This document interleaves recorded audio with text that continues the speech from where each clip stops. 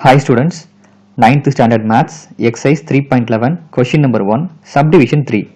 10% of x plus 20% of y equal to 24 and 3x minus y equal to 20. இப்போ இந்த கொஸ்டின்ல பாத்தீங்கன்னா ரெண்டு லீனியர் ஈக்குவேஷன் கொடுத்திருக்காங்க.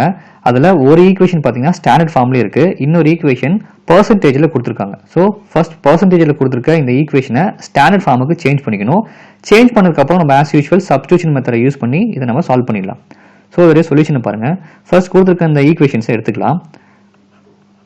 10% of x plus 20% of y equal to 24. இப்போ 10% of x அதாவது xல 10% அப்படின்னு சொல்லியிருக்காங்க.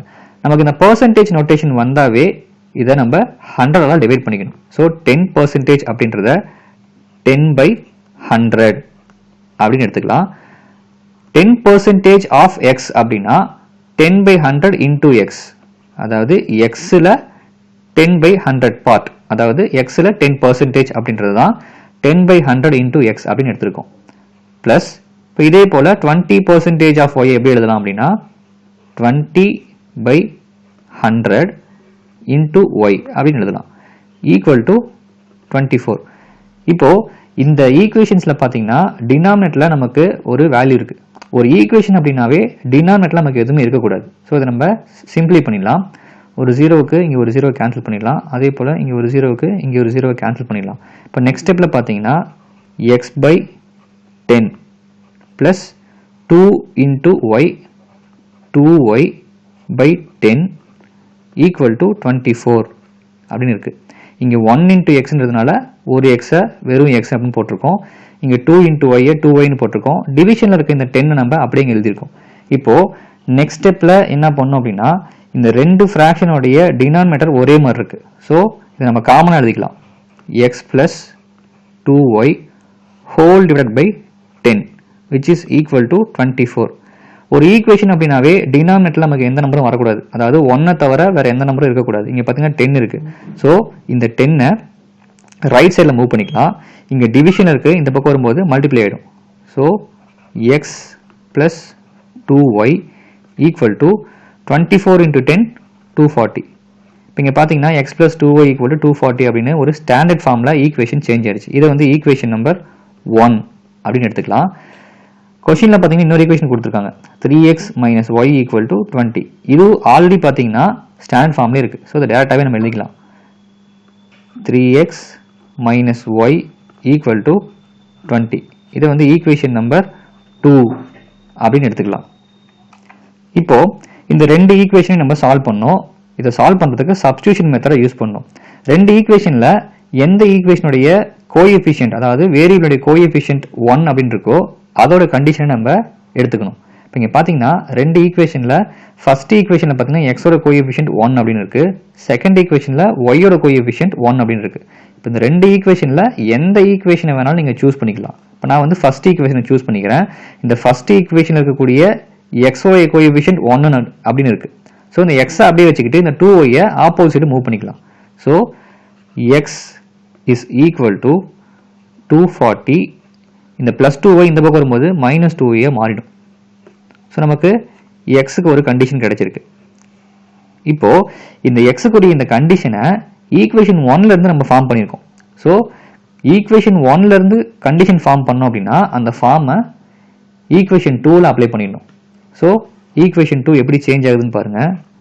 ஈக்குவேஷன் 2 எடுத்துக்கலாம். 3xன்னு இருக்கு. 3 into xக்கு பதிலாக இந்த வேல்யூவை அப்ளை பண்ணிடணும். ஸோ 240 minus 2y மைனஸ் ஒரு y இருக்கு ஈக்குவல் டு 20 இருக்கு. ஸோ ஜஸ்ட் இந்த xக்கு பதிலாக கண்டிஷனை அப்ளை பண்ணியிருக்கோம். இப்போ இந்த 3ஆல உள்ளார மல்டிப்ளை பண்ணிடலாம்.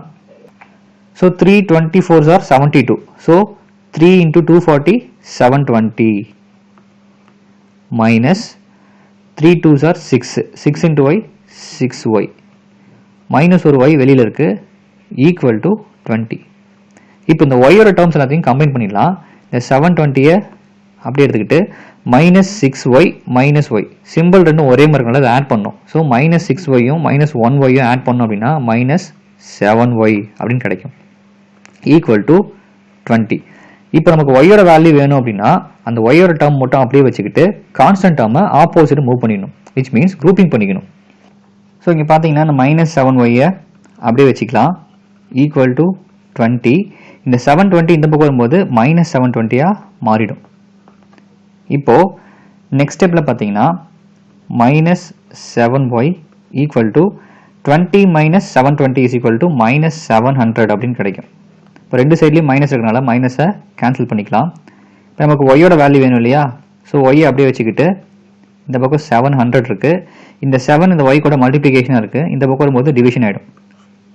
இப்போது 700 7ஆல் டிவைட் பண்ணும், 1 7s are 7, 100 7s are 700. Therefore y is equal to 100. So ஒய்யோட வேல்யூ நமக்கு கிடைச்சிருச்சு. இப்போது கிடைச்ச இந்த ஒய்யோட வேல்யூவை நம்ம ஆல்ரெடி எடுத்திருக்க இந்த எக்ஸோட கண்டிஷனில் அப்ளை பண்ணோம்னா நமக்கு எக்ஸோட வேல்யூ கிடைச்சிரும். Since X is equal to 240 minus 2y.